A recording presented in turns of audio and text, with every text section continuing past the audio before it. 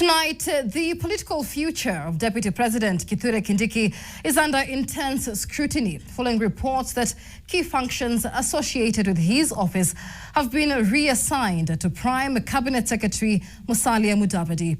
Could Kenya's long-running curse of number 2 be catching up with him just a year before the next general election?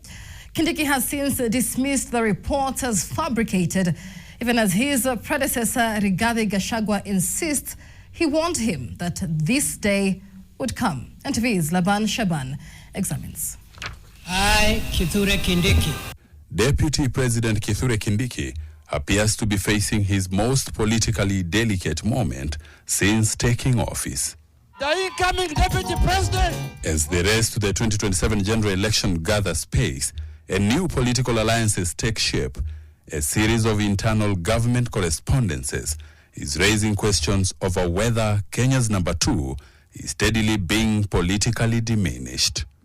Among them is a letter dated 8th June 2026, signed by Chief of Staff and Head of Public Service Felix Koskei. It assigns Prime Cabinet Secretary Musalia Mudavadi the responsibility for implementing and administering the Intergovernmental Relations Act. Keep the engagement and streamline all outstanding issues. A responsibility previously coordinated through the Office of the Deputy President under existing executive arrangements. Koskei further directs Mudavadi to oversee implementation of the Act in support of the Office of the Deputy President's mandate. Just 3 days ago, while addressing farmers in Meru, Kindiki dismissed speculation that he and his allies were on their way out of government. Kwa hivyo hii serikali, muache mchezo. Hii ni serikali yetu, hatutoki. Tunang'ang'ana hapa. Najua tumeongezeka, kina Oparanya wamekuja, wamekaribishwa, lakini hatutoki.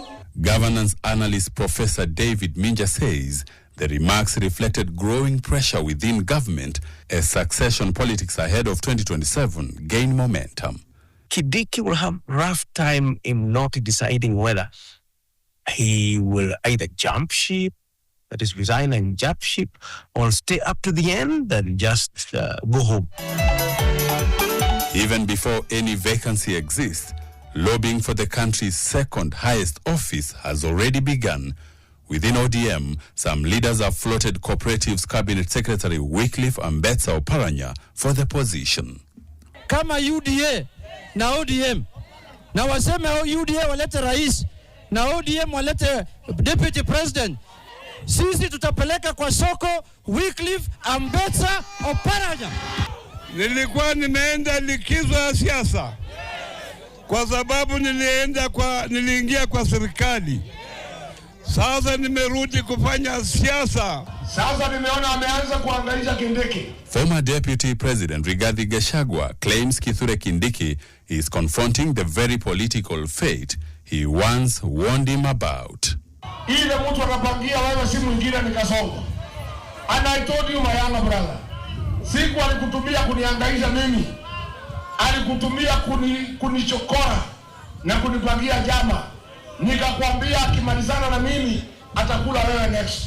Should the current trajectory continue, analysts say it will reinforce what many describe as the curse of Kenya's number 2, from Jaramogi Oginga Odinga under Jomo Kenyatta, George Saitoti under Daniel Arap Moi, Kalonzo Musyoka during the Grand Coalition under Mwai Kibaki, William Ruto under Uhuru Kenyatta, and now Kithure Kindiki under President Ruto.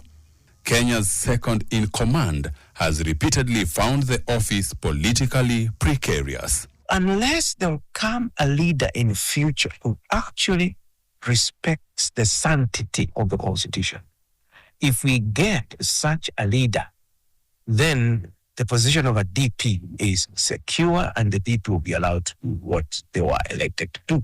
I hope, Mheshimiwa Raila, you are not referring to me as a bourgeois.